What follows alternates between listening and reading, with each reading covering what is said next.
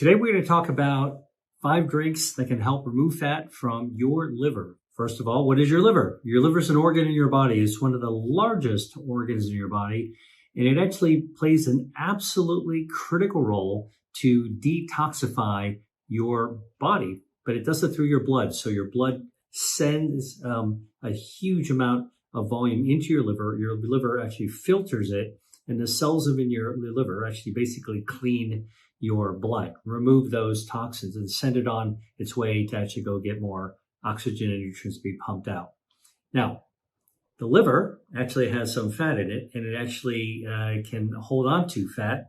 So when you actually have more fat than your body can store, it winds up actually being sent over to the liver. So think about the liver as kind of a storage area for extra fat. And you can just build up there until your body needs that fuel, which comes in the form of fat, and burns it right down.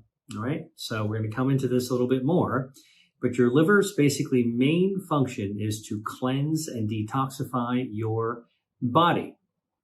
So what's the connection between fat, body fat, and liver, like liver fat? So I'm going to actually walk you through what happens when you actually eat and how your liver plays a role when it comes to fat. When you actually eat food, all right, whatever it is, even healthy foods, you're eating your food, you're chewing it, it's going down into your system, you're digesting it. Your metabolism, your body's hardwired to take the energy from the food that you've eaten and store it in your muscles, use it in the blood, and anything extra can be stored into body fat.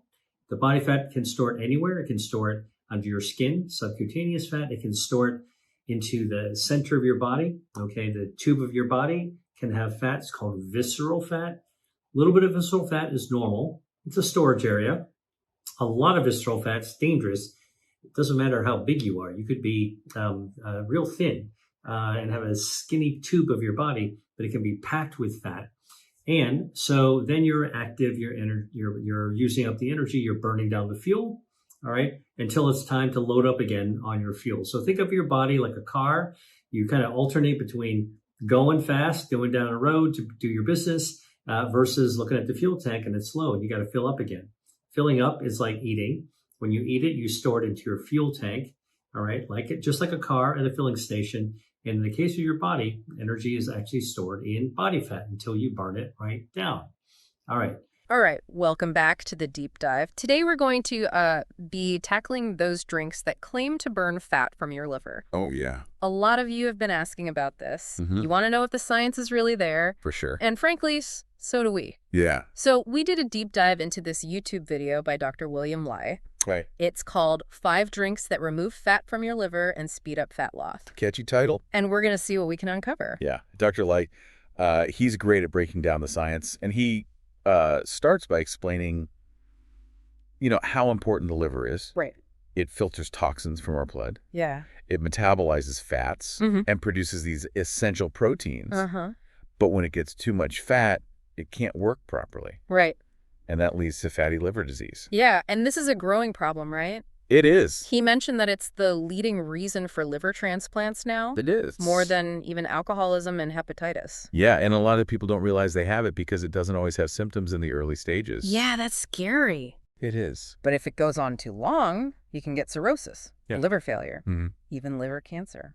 It's bad news. So it's important to catch it early and do something about it. Yeah. And that's where these drinks come in. Yeah. Dr. Lai suggests that certain beverages can actually help get rid of fat in your liver and make it work better overall. Exactly. And he points out 5 in particular. Okay.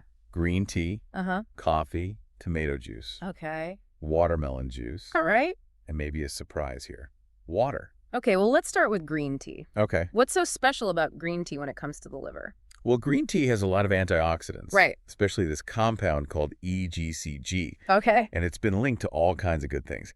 But the really interesting thing is that it might be able to activate brown fat thermogenesis. I have to admit, I'm not really sure what that means. Right. So we have 2 types of fat. Okay. White fat, which stores energy, and brown fat, which burns energy to make heat. Oh, okay. Brown fat is like a little furnace inside you. Huh. Helps regulate your temperature and burns extra calories. So brown fat is the good fat. You got it. And what green tea does is it activates that brown fat. Okay. Makes it more active. So it's burning more of those extra calories. Yeah, the ones that would end up stored as white fat. So if I drink green tea, I could turn up the heat on my fat-burning furnace. That's the idea. That sounds good. Yeah, and there's research that backs it up. Really? Dr. Lee talked about this study where women with metabolic syndrome, Okay. that's when you have high blood pressure, high blood sugar, too much belly fat, Right. all those things that increase your risk for heart disease and stroke. Yeah. They drank 7 ounces of green tea 3 times a day Okay. for 8 weeks, and they lost an average of 2 pounds, and their waist circumference went down by almost an inch. Wow. That's pretty significant for just drinking tea. It is. Does it have to be green tea or do other teas work? Other teas might be good too, Yeah. matcha, oolong, pu'er, even black tea. But green tea is the one that's been studied the most. Right. The important thing is to drink it plain, no sugar or milk, so you get all the antioxidants. Got it. No sugar in my green tea. Right. Now, the next drink on the list is coffee. Okay. And I gotta say, I love coffee. Yeah. So I'm really interested to hear how this is good for the liver. Well, it seems like coffee also activates brown fat thermogenesis. I'm interested. Dr. Lai mentioned a study with over 500 people in Indonesia, Okay. and they found that coffee drinkers had less body fat overall. Even if they weren't eating differently or exercising more. Yeah, even after they accounted for all those things. So coffee can help you burn fat. It seems like it. I knew there was a reason I liked it so much. Well, it's not just the caffeine, although that probably helps. Okay. Coffee has other stuff, like chlorogenic acid, Mm-hmm. and that's been shown to boost metabolism and burn fat. Interesting. And get this, the Indonesian study found that even decaf coffee was linked to lower body fat. Yeah, so there's something else in coffee besides caffeine that's doing this. So even if I cut back on caffeine, I can still have my coffee and get the benefits. Exactly. Dr. Leah also mentioned a study where people drank 4 cups of coffee a day for 6 months. Yeah. What happened there? They took overweight people who had insulin resistance. Oh, That's when your body doesn't use insulin very well. right.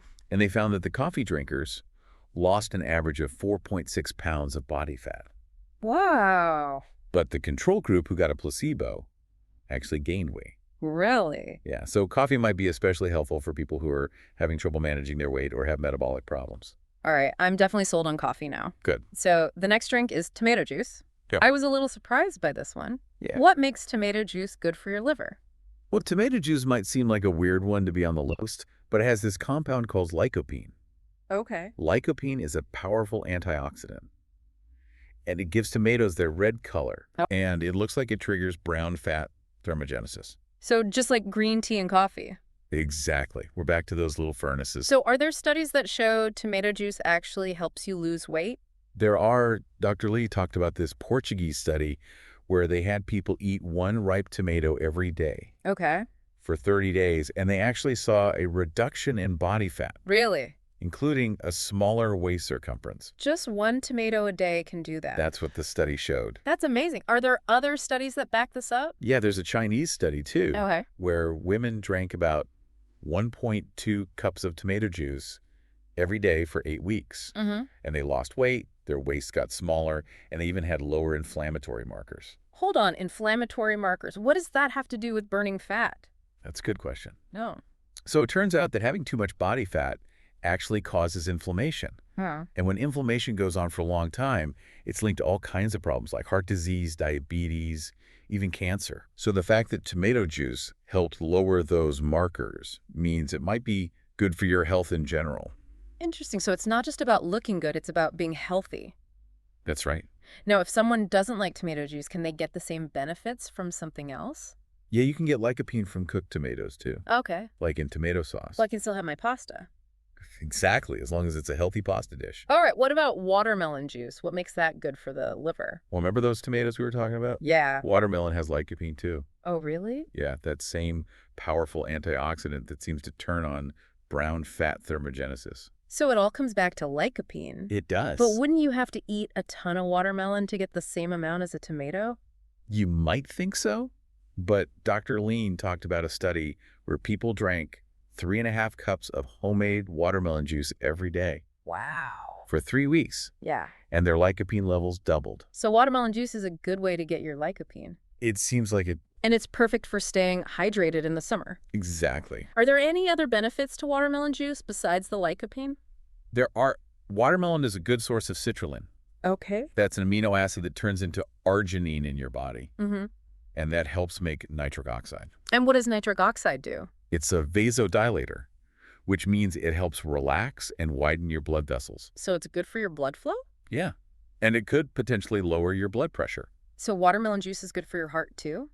It could be. I'm adding watermelon juice to my shopping list. Good. Should I buy it pre-made or make my own? Making your own is better. Okay. That way you know exactly what's in it, and you can avoid added sugars, which can actually make the watermelon less healthy. So just blend up some watermelon chunks? Exactly. All right. The last drink on Dr. Lai's list is water. Oh, wait? That one might seem obvious. Yeah. But I'm curious why water is so important for liver health. Water's really important for your health in general, Right. and that includes your liver. Remember, your liver filters toxins out of your blood, Mm-hmm. and it needs water to do that well. Uh-huh. When you're dehydrated, your blood gets more concentrated, Okay. and it's harder for your liver to do its job. So drinking enough water helps your liver run smoothly. Exactly. Are there any other benefits for the liver specifically? Okay. Well, drinking water before meals can actually help you eat less. Really? It fills up your stomach and tells your brain you're full. Huh. And that can help you avoid overeating. That's a good tip. And Dr. Lig also mentioned that drinking water can boost your metabolism. Oh, wow. Studies have shown that drinking 2 cups of water can increase your metabolic rate by up to 30%. Really? Just from drinking water? Yeah, it seems like your body actually burns calories to warm up that cold water to body temperature. That's fascinating. So it's like a mini workout for your metabolism. So drinking water can help you burn fat in a couple of ways. Yeah, and for people who already have fatty liver, it's extra important to stay hydrated. Mm-hmm. It helps dilute the toxins in their blood so the liver can do its job. Makes sense. Now, I know you've probably heard that you should drink 8 glasses of water a day, Yeah. but that's actually a myth. Really? There's no magic number that works for everyone. Okay. The best thing to do is just listen to your body. Mm-hmm. Drink when you're thirsty. Okay. Your needs will change based on how active you are, the climate you're in, your overall health. So no need to stress about getting in those 8 glasses. Exactly. All right, so we've covered the 5 liver-supporting drinks. A green tea, coffee, tomato juice, watermelon juice, and water. Yep. They all seem to help activate brown fat thermogenesis, burn extra body fat, and keep the liver healthy. That's right. Are there any other lifestyle things we should be thinking about when it comes to liver health? Yeah, Dr. Lean mentioned one in his video that I think is important. Okay. The possible risks of plastic water bottles. Mm. So those bottles can actually leach microplastics and nanoplastics into the water. I've heard about microplastics, but I haven't really thought much about them. Yeah. Are they really a big deal? Well, the research on them is becoming pretty alarming. Okay. Studies are linking them to all kinds of problems like inflammation, hormonal disruptions, even a higher risk of some cancers. Wow, that's serious. It is. So what can we do to avoid microplastics? Dr. Lee recommends using glass bottles or metal thermoses instead of plastic. Okay. They're reusable, and they don't leach those harmful chemicals into your drinks. Good to know. You should also think about the plastic containers you use to store water at home, Uh-huh. especially the ones you put in the dishwasher, Oh, right. because the heat from the dishwasher can make those microplastics leach out even faster. It's amazing how these little things can have such a big impact. It really is. It reminds me that even small changes can make a difference. Absolutely. And before we wrap up our look at Dr. Lee's recommendations, Yeah. I want to mention something he talks about a lot. Okay. It's really important to talk to your doctor. You're right. It's easy to get excited about natural remedies, Yeah. but we have to remember they're not a replacement for real medical care. Exactly. These drinks might support your liver, Uh-huh. but they're not a magic cure for fatty liver disease. Right. If you're worried about your liver, you need to talk to your doctor. Yeah. They can figure out what's going on and give you the right advice and treatment. Exactly. It's always best to be safe and get professional help. For sure. So let's recap those 5 liver fat-burning drinks. Green tea, coffee, tomato juice, watermelon juice, and water. Mm-hmm. They all seem to play a part in activating brown fat thermogenesis, which helps us burn extra fat and supports overall liver health. Right. And don't forget to ditch those plastic water bottles. Yeah, microplastics are a serious issue, and avoiding them is an easy step we can all take. All right, well, Dr. Leon ends his video with a really interesting question. Okay. Now that we've talked about drinks that target liver fat, Mm-hmm. what about the flip side? What are the foods that might be contributing to fatty liver in the first place? Interesting. That's something to think about. It is. Thanks for joining us on the deep dive. We'll be back with part 2 where we'll explore these issues even more. Looking forward to it. Until then, stay curious. Yeah, stay curious. Welcome back to the deep dive. If you're just joining us, we're looking at these drinks that are supposed to be good for your liver. Right. We're basing this on a YouTube video by Dr. William Lai. Mm-hmm. And in the last part, we talked about 5 drinks that he says can help remove fat from the liver and boost your overall health. Yeah. Green tea, coffee, tomato juice, watermelon juice, and water. It's amazing how these drinks we have every day can really affect our livers. And we also talked about microplastics in plastic water bottles. Right. Those little pieces of plastic that can cause problems. Yeah. So as we were saying, the liver is really important for getting rid of toxins, processing fats, and making proteins. It really is. And if it's not working well, it can cause all sorts of health issues. Exactly. And I was really interested in that idea of brown fat thermogenesis. Ah. It seems like all 5 of these drinks can activate that process. They do in their own ways. And basically turn our bodies into little fat-burning machines. That's a good way to put it. It's a really cool area of research. It is. It shows how everything in our bodies is connected. Yeah, we used to think about weight loss as just calories in versus calories out. Right. But it's way more complicated than that. It is. Our hormones, our metabolism, even the bacteria in our gut, all of that can affect how our bodies store and burn fat. So it's like a big puzzle, and we're just starting to figure out how all the pieces fit together. We are. But let's get back to those drinks. Okay. I want to hear more about those studies Dr. Lee mentioned. Are there any studies that compare the drinks directly? That's a good question. Like, is green tea better than coffee at activating brown fat? I wish I had a clear answer for you. Okay. But most of the studies have only looked at one drink at a time. So it's hard to compare them. Yeah, we need more research to figure out which drink might be best for a certain person or a certain goal. I guess it's always more complicated than we want it to be. It is. But even without those direct comparisons, it's still good to know that these drinks can help our livers. It is. And it reminds us that sometimes the simplest things can be the most effective. Absolutely. And it's not just about adding these drinks to your diet. Right. It's also about what you're not drinking. Like what? Dr. Lee says it's important to avoid sugary drinks, processed foods, and too much alcohol. Yeah, those are all things that can contribute to fatty liver disease. They are. It's about making healthier choices in general, Exactly. not just focusing on a few magic ingredients. Right. But speaking of magic ingredients, I'm still really interested in that lycopene. Oh, yeah. In tomatoes and watermelons. Yeah, you said it can help reduce inflammatory markers. It can. Can you tell me more about that? Sure. So inflammation is a natural process. Okay. It helps our bodies heal and fight off infection. Uh-huh. But when inflammation goes on for too long, it can actually damage tissues and organs, Including the liver. including the liver. Okay. Lycopene is a powerful antioxidant, so it helps get rid of harmful free radicals in the body. Right. And those free radicals can contribute to inflammation. Interesting. So lycopene is kind of like a shield for your liver. Protecting it from damage. Exactly. And what's really cool is that lycopene seems to have benefits beyond the liver too. Oh, really? Studies have linked it to a lower risk of heart disease, some types of cancer, and even macular degeneration, which is a leading cause of vision loss. Wow. So it's like a multivitamin for your whole body. Kind of. So we should all be eating more tomatoes and watermelon. They're definitely good for you. But what if you don't like tomato juice or watermelon? Are there other ways to get lycopene? There are cooked tomatoes are a good source too, Okay. like in tomato sauce. So those pasta dinners with tomato sauce are actually good for me. They can be, as long as you're choosing a healthy pasta and not adding too much sugar or unhealthy fats to the sauce. Good point. It's all about balance. It is. Now let's switch gears for a minute and Right. talk about those microplastics again. Right. You said Dr. Lai recommends avoiding plastic water bottles. I did. Can you explain why microplastics are so bad and what the risks are? So this is a pretty new area of research, Okay. but what we're finding is pretty concerning. What have they found? Well, microplastics are these tiny pieces of plastic, Uh-huh. less than 5 millimeters in size. Okay. And they're basically everywhere. Really? In the oceans, in the air we breathe, even in our food and water. That's kind of scary. It is, and we don't know the long-term effects of being exposed to them yet. But what do they think might happen? Some studies are suggesting that they can mess with our hormones, trigger inflammation, and even damage our cells. That's not good. And there's even some worry that they might be able to get into our brains. That's really steep. So besides avoiding plastic water bottles, what else can we do? Yeah, that's a good question.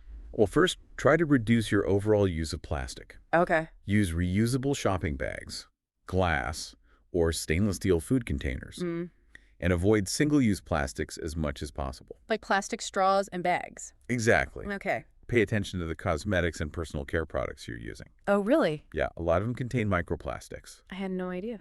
Look for products that say they're microplastic-free. Okay. And finally, support organizations that are working to reduce plastic pollution Right. and promote sustainable alternatives. It's a good reminder that we all have a part to play in protecting our health and the environment. We do. But let's get back to the liver. Okay. We've talked about drinks that are good for it, but are there any foods that are particularly helpful? There's a whole group of foods called liver cleansing foods, Okay. and they're thought to support liver function and detoxification. So what are some of those foods? They're usually rich in antioxidants, fiber, and other nutrients that help the liver. Like what? Some of the top ones are cruciferous vegetables like broccoli, cauliflower, and Brussels sprouts. Okay. Leafy greens like spinach and kale, garlic and onions. Okay. They have sulfur compounds that help the liver make glutathione, which is a powerful antioxidant. Got it. What else? Berries, they're packed with antioxidants. Right. And fatty fish like salmon and tuna. They have omega-3 fatty acids, which are anti-inflammatory. So all those foods are good for the liver specifically. They are. It's not just about what you drink, it's about what you eat too. Exactly. It all comes back to that holistic approach to health. It does. It's about making healthy choices overall, nourishing your body with good food, and avoiding things that harm your liver, like too much alcohol and processed foods. No, I know we've been talking about natural ways to help the liver. Yeah? But are there any medications or treatments that can help with fatty liver disease? That's really a question for your doctor, Okay. because the treatment depends on your specific situation and how serious the condition is. That makes sense. But there are medications that can help with underlying problems that contribute to fatty liver disease, Okay. like diabetes or high cholesterol. Uh-huh. And sometimes lifestyle changes, like losing weight and changing your diet, can actually reverse the condition. That's good to know. It is. So what about supplements? Are there any that are good for the liver? There are a few that have shown promise, Okay. but we need more research to be sure they really work and that they're safe. So what are some of the ones that have been studied? Well, there's meal thistle. Uh-huh. It has an antioxidant called silymarin that might protect liver cells from damage. Interesting. There's N-acetylcysteine, or NAC. Okay. That's a precursor to glutathione, which is a powerful antioxidant that helps the liver get rid of toxins. And what was the other one? Alpha-lipoic acid. Okay. That's another powerful antioxidant, and it might help protect the liver from damage. So there are some options out there. Gar. But as always, it's best to talk to your doctor before starting any new supplements. Absolutely. Yeah. Especially if you have other health conditions or are taking other medications. Right. It's important. Now, I want to go back to something we mentioned before. Okay. That idea of listening to your body. Mm-hmm. Can you talk more about that? What are some signs that your liver might be in trouble? Our bodies are really smart, They are. and they often give us clues when something's wrong. Yeah. When it comes to the liver, some common signs are fatigue, digestive problems like bloating and constipation, Okay. yellowing of the skin or eyes, which is called jaundice, dark urine, pale stools, and pain or swelling in your abdomen. So if you notice any of those things, you should talk to your doctor. Definitely they can figure out what's causing it and get you the right treatment. So we shouldn't ignore those little signs our bodies give us? No, you shouldn't. Early detection is really important when it comes to liver health. If you catch it early, you have a better chance of preventing serious problems later on. Exactly. Now, before we finish up this part of our deep dive, I want to talk about the mental and emotional side of liver health. Great. We've been talking about the physical stuff. Right.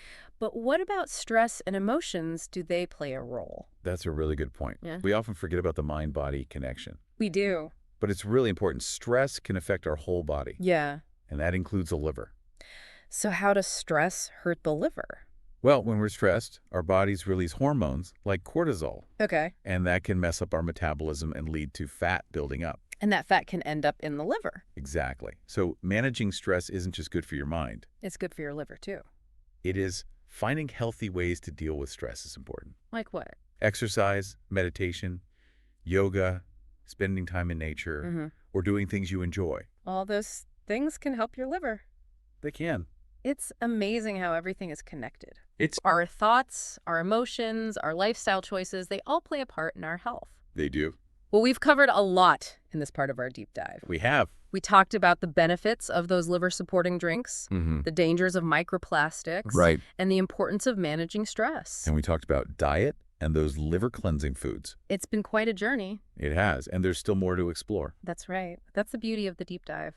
We're always learning new things. We are. So we'll be back after a short break to go even deeper into liver health and talk about some practical tips for putting all this into practice. Sounds good. Stay tuned. Welcome back to the deep dive. We've been on this incredible journey through the world of liver health, We have. and now it's time to bring it all together. I think so. We've learned about the liver's oh-so-important role, those fascinating fat-burning drinks, Right. and even those hidden dangers lurking in our water bottles. It's been quite the exploration. It really has, and now I think we should move from knowledge to action. Yeah. How can we actually use what we've learned to improve our liver health in our daily lives? That's the question, isn't it? I'm ready to put all this new knowledge into practice, so where do we start? Well, I think the first step is to take a look at our current habits. Right. Are we drinking enough water? Mhm. Are we having those liver-supporting drinks like green tea, coffee, tomato, Mhm. watermelon juice? Mm-hmm. Are we careful about our plastic use? Yeah. And maybe most importantly, are we eating a balanced diet full of nutrients? You're right. It all starts with awareness. It does. We need to really look at the choices we make every day and see where we can do better.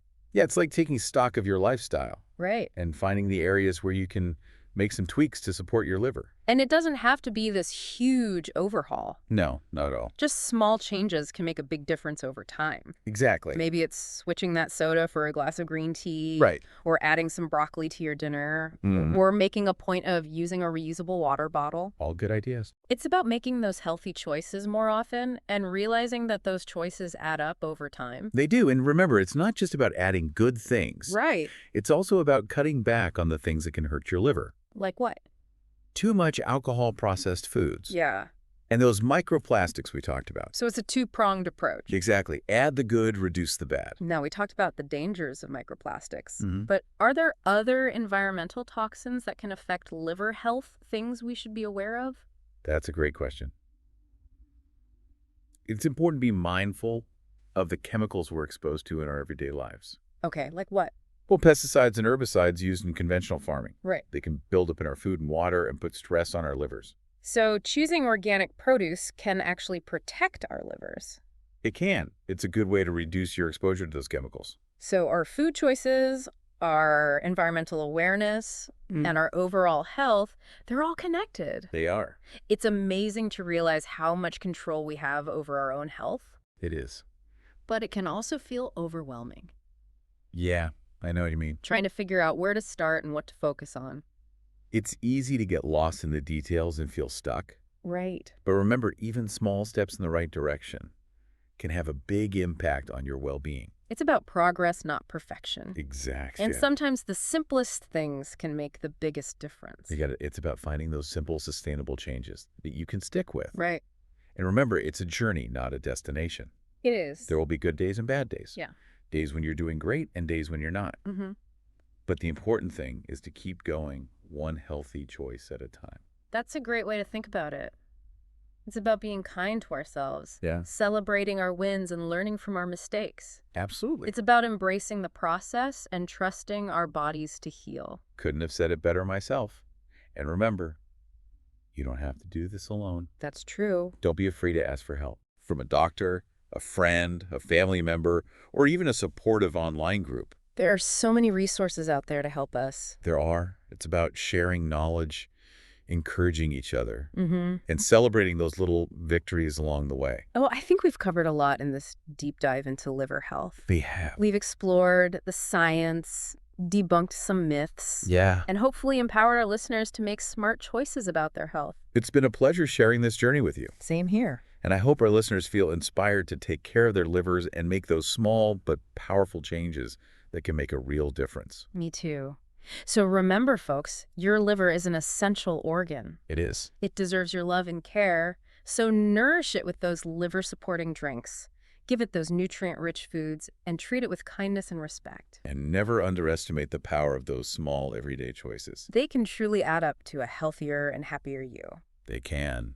That's a perfect way to end this deep dive. It is. Thanks for joining us on the deep dive. We'll see you next time for another fascinating exploration into the world of health and wellness. Until then. Stay curious, stay informed, and keep those livers happy.